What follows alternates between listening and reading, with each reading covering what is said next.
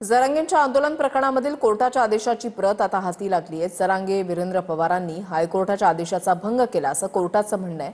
आंदोलन सुरू ठेवण्यासाठी कोणती वैध परवानगी नसल्यानं सरकारनं योग्य पाऊल उचलावं असं कोर्टानं म्हटलंय। उद्या दुपारी 12 पर्यंत आझाद मैदानाच्या व्यतिरिक्त इतर जागा मुक्त कराव्यात असं कोर्टानं म्हटलेलं आहे आणि मुंबईमध्ये येणाऱ्या आंदोलकांना एंट्री पॉइंटवर रोखा असं कोर्टानं म्हटलेलं आहे।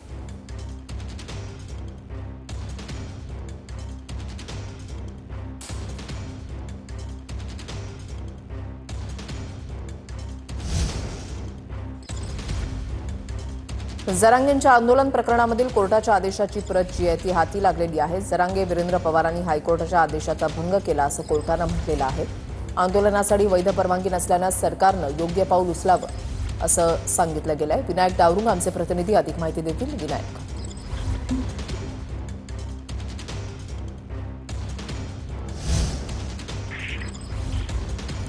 विनायक, माझा आवाज तुमच्यापर्यंत पोहोचतोय?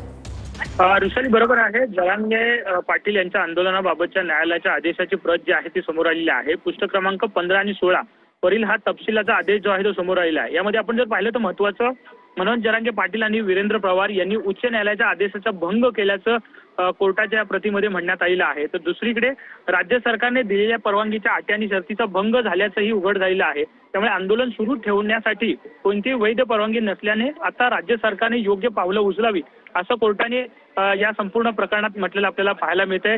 आता सध्या जर आपण पाहिलं तर गणेशोत्सवाचा संपूर्ण काळ सुरू आहे।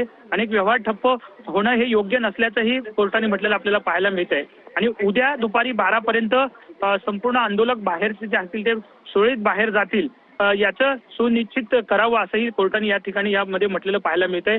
त्याचप्रमाणे लाखो आंदोलक जे आहे ते मुंबईत येणार असल्याने जे एंट्री पॉइंट मुंबईच्या आहेत त्या ठिकाणीच त्यांना रोखण्यात यावं असंही या प्रतिमध्ये म्हटलेलं आपल्याला पाहायला मिळतं।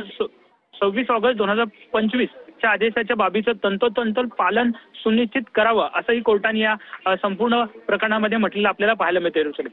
धन्यवाद विनायक, दिलेल्या सविस्तर माहितीसाठी।